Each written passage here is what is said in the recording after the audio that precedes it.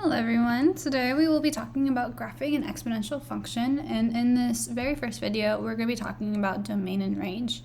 And so we talked a lot about domain and range for linear functions, but now we're going to look at the differences when we are looking at an exponential function. But for the main definitions, it's still going to be the same thing. So as you may recall, domain is going to be all the x values the function covers. In other words, how far left and right across the x-axis the graph goes.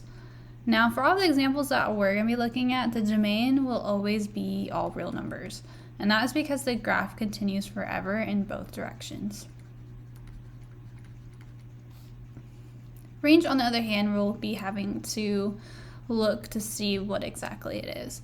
But just for you to recall, range is going to be all the y values the function covers. In other words, how far up and down across the y-axis the graph goes.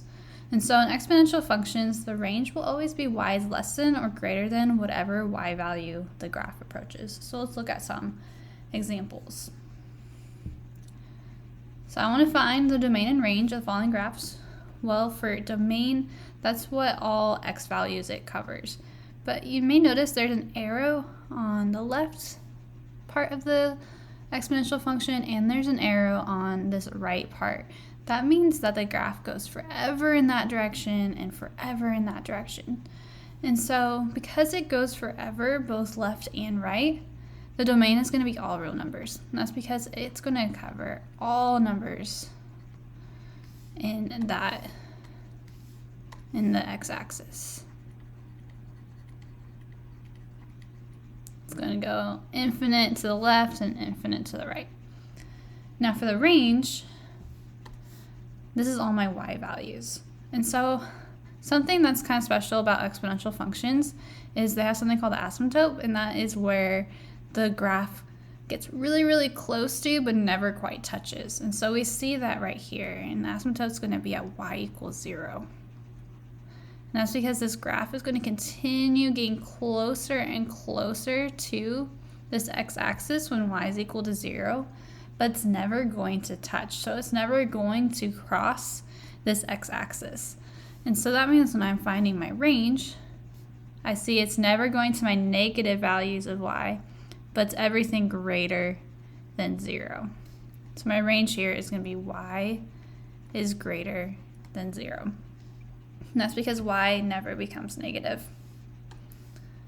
Okay, let's look at another example. So here, again, domain is all real numbers because I have those arrows on there. Now we see that this graph goes in all the negative values of y. And so I see it goes forever in this direction, so it's going to go to all of those numbers that are much smaller down here. But then I see the graph gets really, really close to the x-axis, but it's never actually going to quite touch. It's going to continue getting closer and closer. And so that means that my range here is y is less than 0. Okay, now for this last one, again, domain is all real numbers.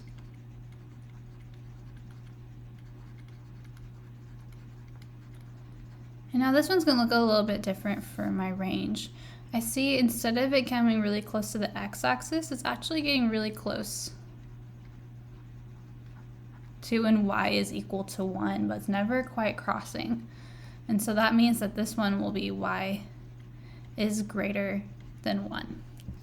And you notice I didn't include a line underneath any of these inequalities, and that is because when you graph this, it's never going to actually touch y equals 1. So it's only going to be everything bigger than it.